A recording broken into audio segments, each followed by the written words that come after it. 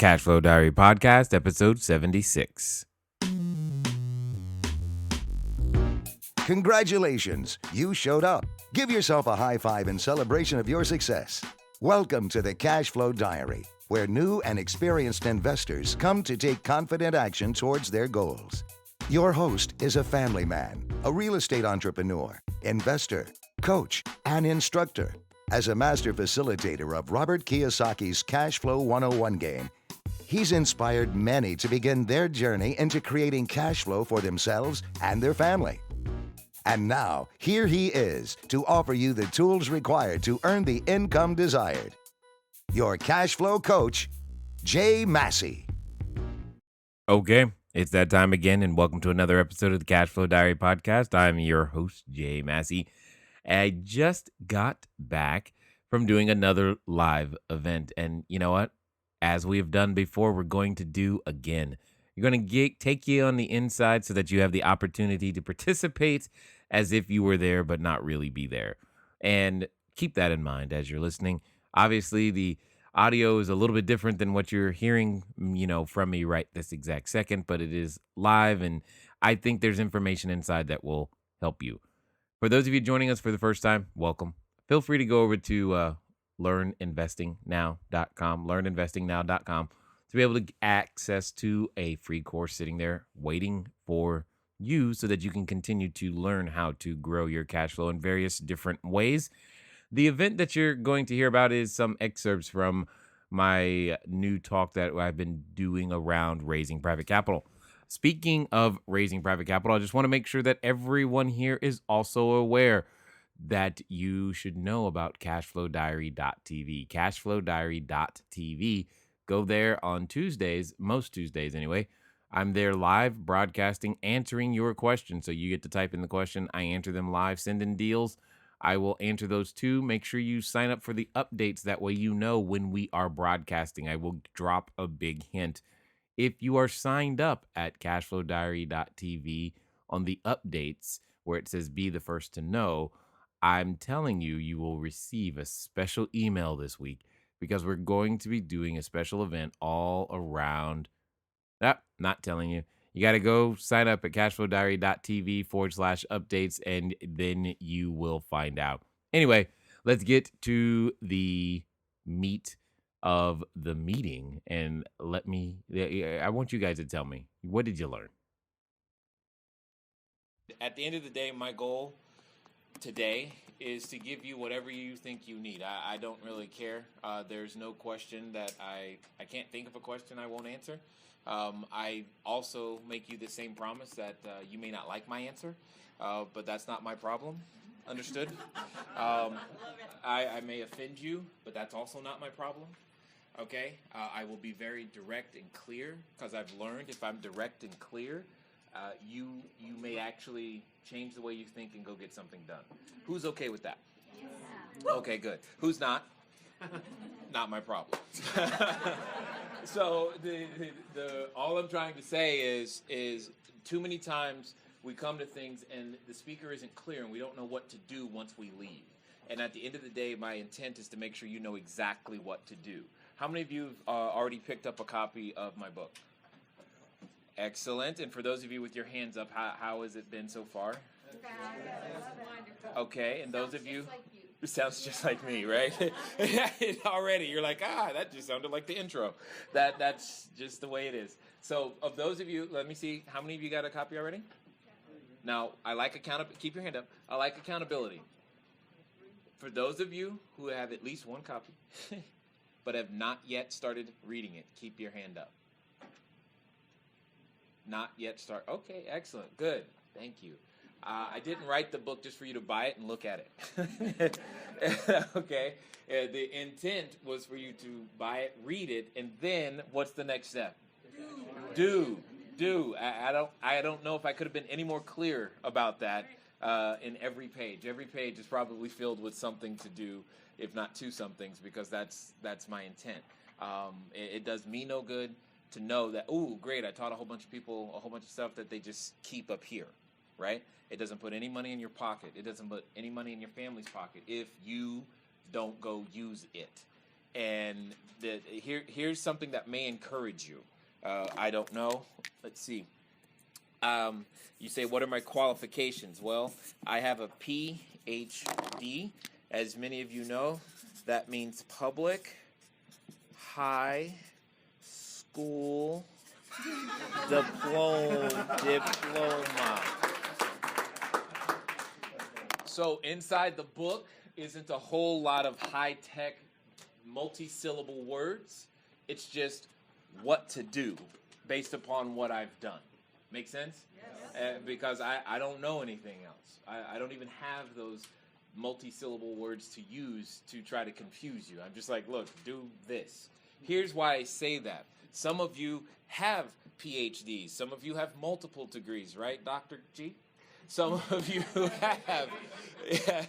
Some of you've had that extra education, and that's fine. I'm not saying that that's bad, but what I am saying is some of the things that I share with you may seem too simple.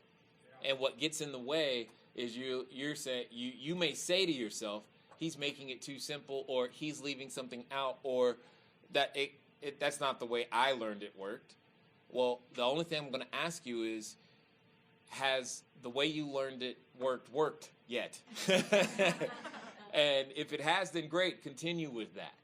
But if it isn't, here's what I want you all to do, is to count everything you think you know as worthless and accept an idea or two that is possibly slightly different than the ones you already have that could move you forward faster. Some of you may have had real estate experience already. That's great. Some of you, you've probably realized you've been around longer than me, right? I am currently 39. I've been in this business 6 years. 6 years? Yeah, 6 years. It'll be June 18th. It'll be the 6th year anniversary of our first closing. So I'm. It doesn't miss me that some of you may know more. That's great. But I always tell people to know and not do is not to know. Make sense? So understand that anything that you hear from me, you will hear things. There are times when the speaker is speaking, and this happens to all of us. There are times when the speaker is speaking, and you go, ooh, I should do that. How many of you remember that time? Yeah? And then you didn't do it. Right? And sometimes you think, okay, you're waiting to be told from the speaker, hey, this is what I need to go do. I don't want you to do that anymore. You were given that thought that I should do that for a reason. I'm just asking you to follow through. Many of us can make a commitment. Very few of us can follow through with it. And that is the major difference between myself and anyone else in this room, is that what I commit to, I follow through with. And sometimes I commit to things that I didn't know it was going to cost that. Right? But I follow through with it because that's where the lessons are. That's where the refinement is. That's where the change begins. And we're going to talk a lot about a couple of things. That's going to happen a lot. We're going to talk about what you currently think are decisions. Decision. I got that right? And then, because there's also, and you've heard these words before, this is not new. I don't purposely make stuff up. And now my marker, there we go. Incision. Precision, decision, incision. All words you've heard before, yes? Yes. Yeah, okay, good. Do you understand the difference between them? Because not understanding, failing to understand them, especially the middle one, could be the key. What I'm about to say right now could be the reason why you haven't seen the success you're looking for. Or it could be the reason you have seen the success you're looking for and you're looking to add more to it. Right here. Precision. The prefix pre means what? Before. Cision is to cut. Comes from the original Greek word to cut. So this is a cut before. Incision. What do you think that means? To cut where? Into. What do you think decision really means? To cut off. To remove other options. For example, if I decide to turn left, I have cut off the option of turning right. If I decide to take 2 steps forward, that by default means I am not walking backwards. Unfortunately, many times we haven't learned how to make a proper decision. Because what we do is we say, yeah, I'm going to follow through. Yeah, I'm going to do, yeah, okay, Dr. G, let's go ahead and get started with the program. That's what I'm going to do. But we don't follow through. We actually didn't make a decision at all. We still left all these other options open over here. I don't know why we do that, but it's what we do. Okay? The same thing happens when you write an offer on a property. You've made a decision. I'm writing an offer, right? Many of you you think you've made the decision to get involved in real estate investing, but you've not written an offer yet. Why? Because, see, that's the follow-through. You haven't made a decision until you have measurable action that says that is evidence of the mental decision you think you've made. Anthony Robbins often said this, and I do my best to follow it all the time. Never leave the scene of a decision without taking some immediate measurable action towards it. Period. So, what does that mean? Who's willing to admit that they've said to themselves, I want this thing to work, but has not yet written an offer? Show of hands. Hold them high. Okay. 1, 2, 3, 4, 5, 6, 7, 8, 9, 10, 11, 12. Where are they? How many? 12? 13? Okay, excellent. How many of those of you would you like to get rid of that tonight? Yes? Yes or yes? Yes. Yeah? Okay, cool. Here's what we're going to do. Because this is the most important thing I could do for you guys right now. Let me think. What's the zip code here? 85 what? 254. Thank you. 85254. What? The zip code here is right next to it. Right here? 255. 255? 254? Sounds great. No problem. All right, what's your name, sir? John. Okay.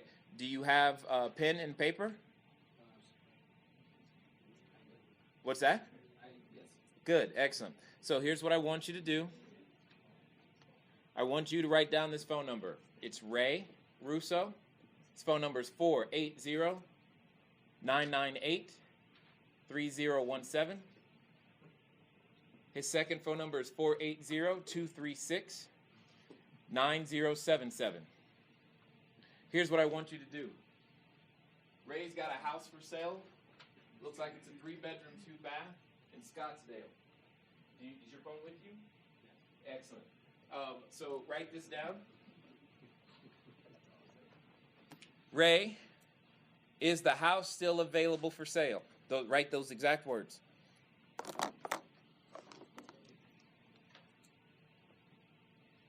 Tell me more about it.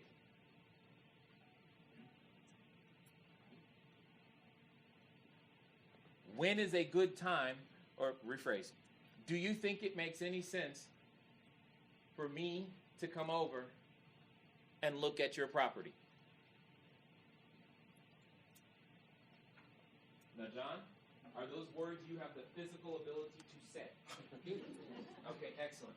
Do your fingers work and you know exactly how to dial that phone number? I do. Excellent. Could you do me a favor?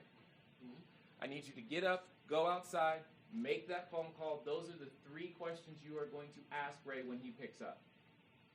Right now. Who was next? How many of you just got scared?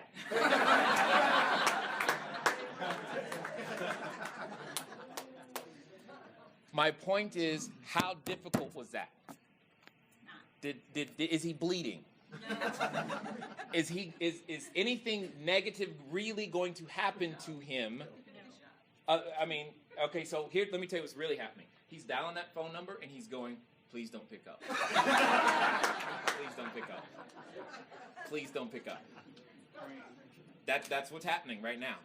He is hoping he doesn't pick up, but I gave him what to do. And the reason I told him to write it down, because as soon as he picks up, he's going to forget his name. Okay? And all I want him to do is those 3 things. Ray, is the property still for sale? Tell me more about it. Do you think it makes any sense for me to come over and look at the property? Who has the physical ability to say those words? And dial a phone number. Did you need a lead? How long did that take me? I'm not even from here. I didn't even know the zip code. Why are you letting it be so challenging? I didn't care about the financing. What does the financing have to do with making the call today?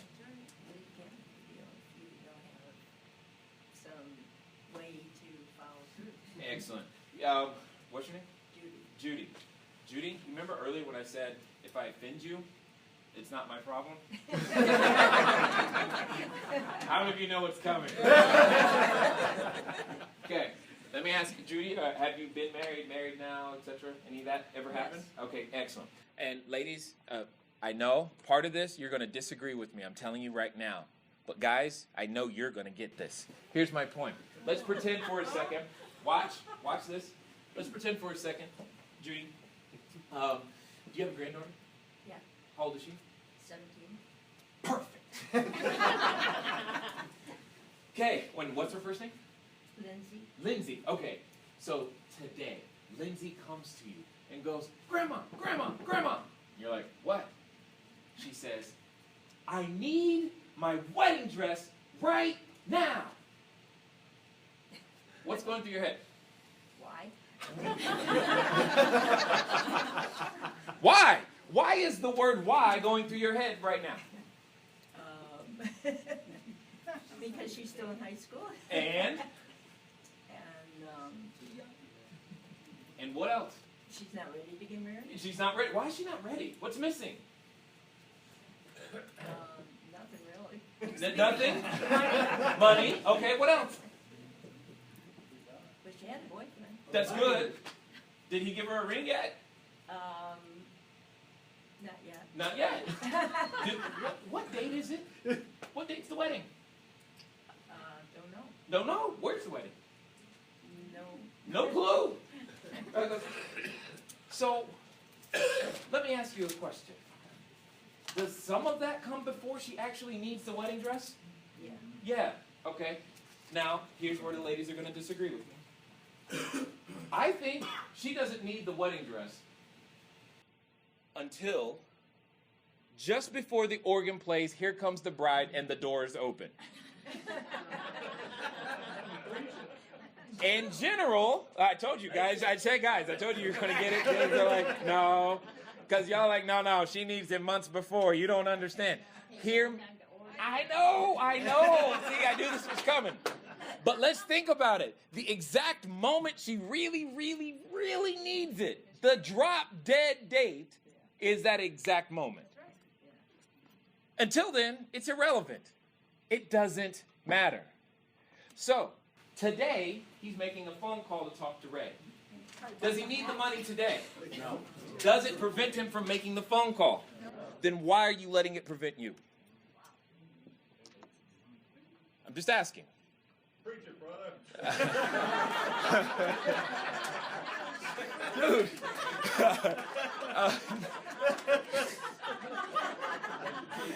Oh. Okay. Well.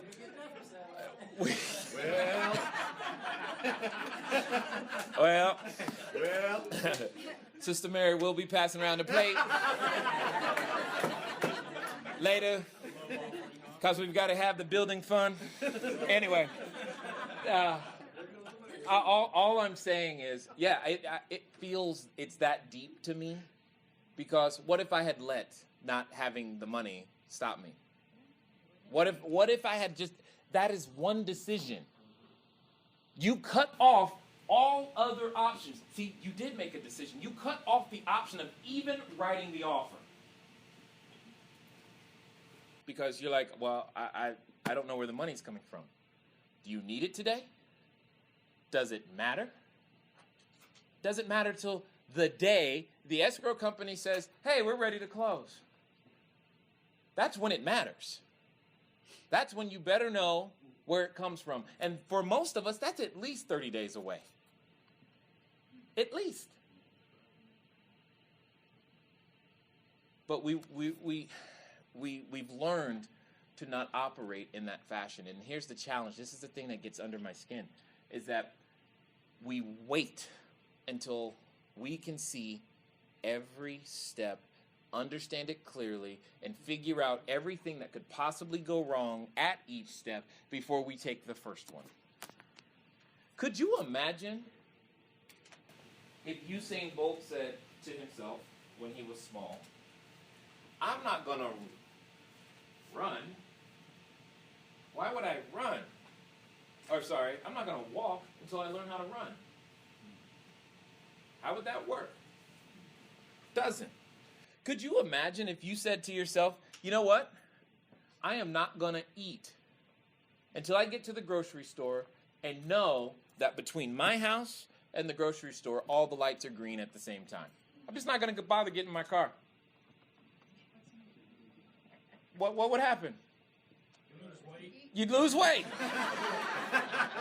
New diet, right there. We're going to call it the stoplight diet, and we'll have an ebook and everything. That's what it is. You wouldn't. That's my point. That's my point. But yet we treat the things that we want this way. We treat it this way. You know what? I'm never going to go on a date till I find the one I want to marry. Yeah. How's that work?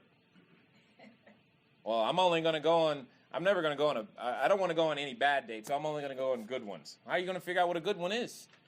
You need bad to understand good.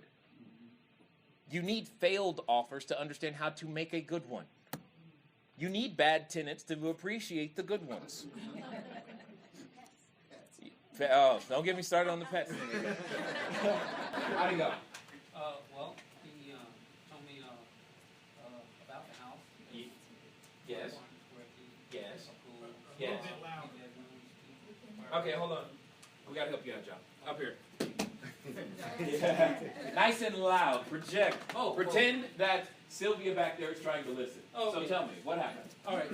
Well, I asked him about the house, and he said it's 2,400 square feet, Uh-huh. a pool, a spa, 3 bedrooms, 2 fireplaces. Good Lord. Okay. I asked him was it still available, and the impression was yes. He didn't really answer that question, but yeah, it's probably still available. Okay. And I asked him if it made any sense for me to come over and talk to him about the house. And he asked me, was I a realtor? I said no. Uh-huh. And I told him I was a real estate investor. Uh-huh. And he said, no, it doesn't make any sense for you to come over and talk about it.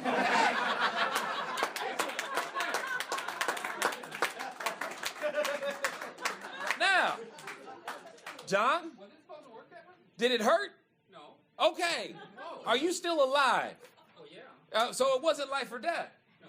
That phone call, was that phone call prohibitively expensive, so much so that you could never afford to make another phone call? Oh, no. Okay.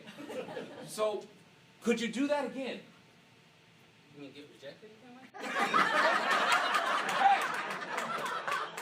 We're hoping for a different outcome, but could you do the actions again? Oh, yeah. Okay. Could you do that until you heard someone say yes? It does make sense for you to come over. Yeah. How fast are you willing to do it, John? How many phone numbers do you have? Right question. Right question. Thank you. Let me ask you guys this. How fast can a person change? What did you just witness?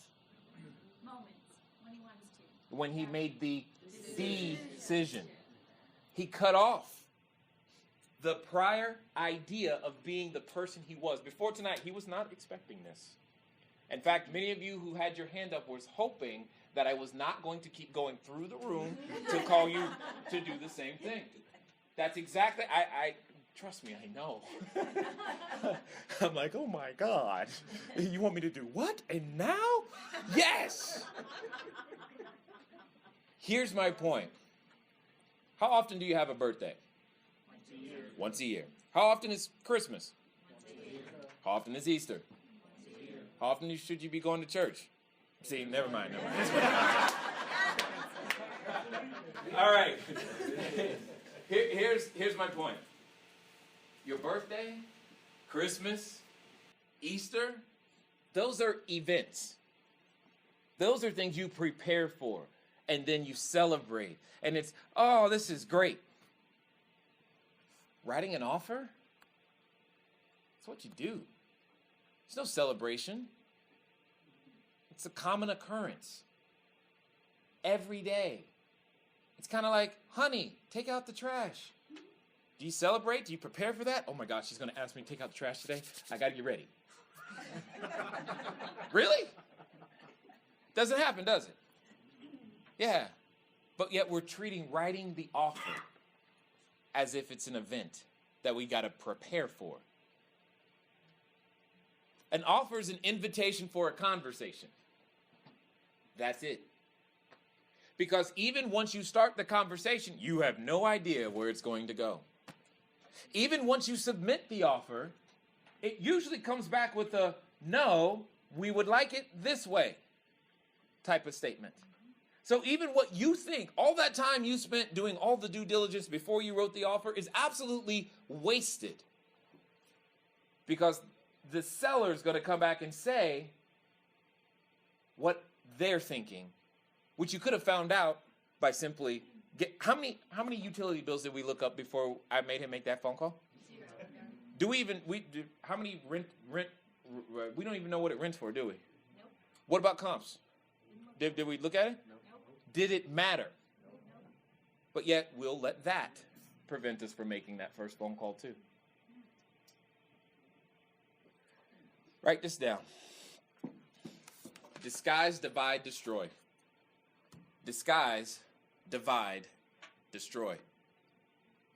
Fear first disguises itself. It typically, for most real estate investors, disguises itself as, hey, you need to be wise and do due diligence first before you make a phone call. You don't know where the money is coming from. So therefore, you can't do that because that's what we hear in our head.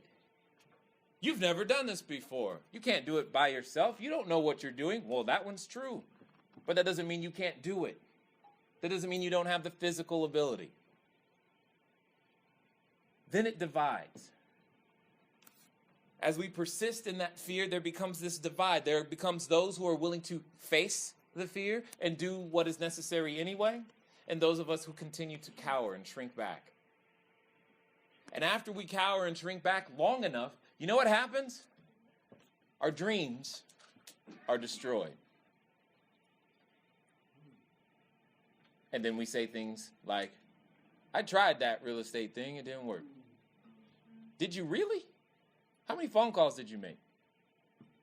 How many times did you get rejected? Is rejection even real? What is rejection?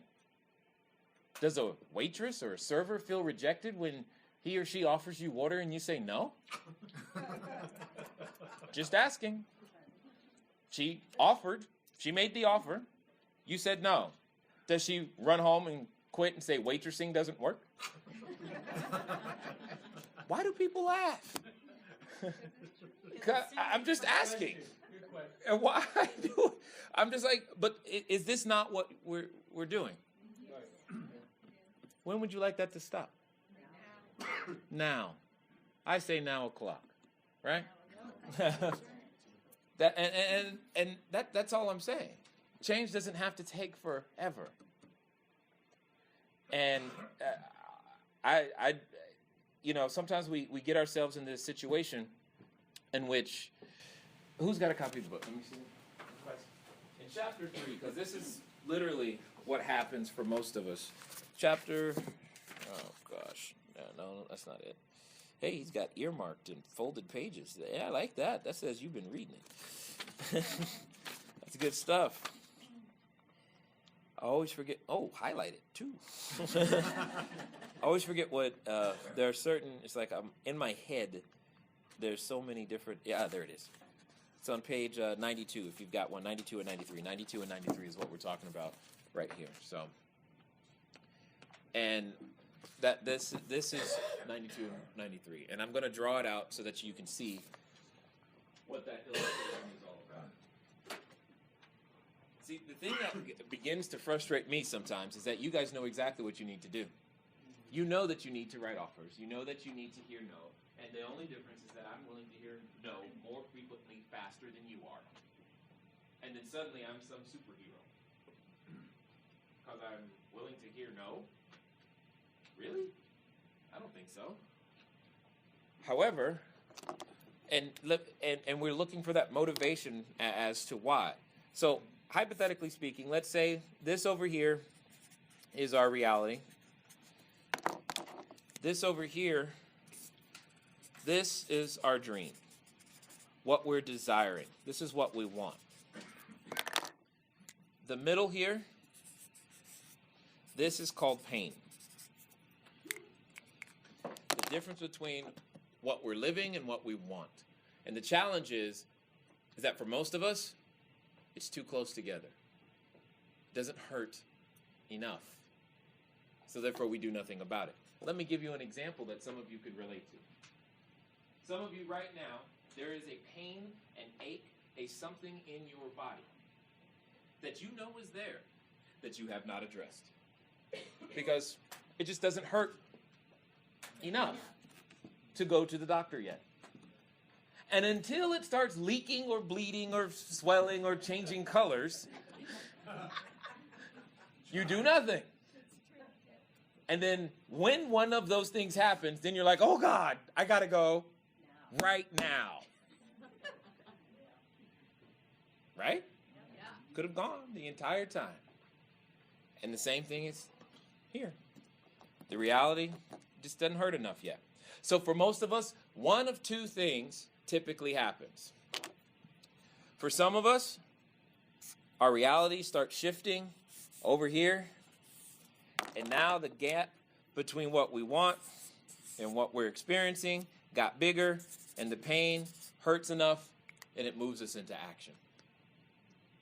For some of us, what happens is that our reality stays the same, but we learn techniques to extend what we want so far, so much, that the pain gets bigger again. And for a select few, the chosen, if you will, their life completely falls apart, and they decide to also extend what they want, and therefore, their gap is the largest. And they never seem to stop working because they are now working from a place of such huge pain that you couldn't tell them to stop working, and there's nothing you can tell them that they won't do because they will never quit because it hurts so much they never want to go back there again. All right, we're going to keep this one a little short today. However, just wanted to make sure that you understood that the information that you just heard me talking about is inside the book Cashflow Diary, 10 Steps to Creating Wealth in Any Economy. And what's interesting is that example keeps coming up over and over and over again. Hopefully you guys have got it, you're reading it, and you're able to make some progress with it. If you haven't and you'd still like to get a copy, it's 949-682-3565. You want to send a text message with the word book, BOOK, to that number, 949-682-3565. Or you can go to CashFlowDiary.com/book to be able to place your order. We handle quantity orders as well. I believe up to 100 or so on the website. So you have the ability to do that. And for those of you who are interested in making, or just as by way of update, I am still working on the audiobook. So yep, not yet, but soon. Stay tuned for that. Hopefully, guys, that you were able to gain some information from what we just shared with you. We will be sharing more from this event later in the week. I am definitely glad you've taken the time to listen to us here today, and I will talk to you guys again soon. Until next time. Thank you for investing your time with Jay Massey and the Cashflow Diary. When you have a moment, please visit iTunes and leave a positive comment about the show. And go now to our website, CashFlowDiary.com, to take advantage of our free business building course, Cashflow Foundation. Gain the knowledge, understanding, and skill that will teach you how to never need a job again. Until next time.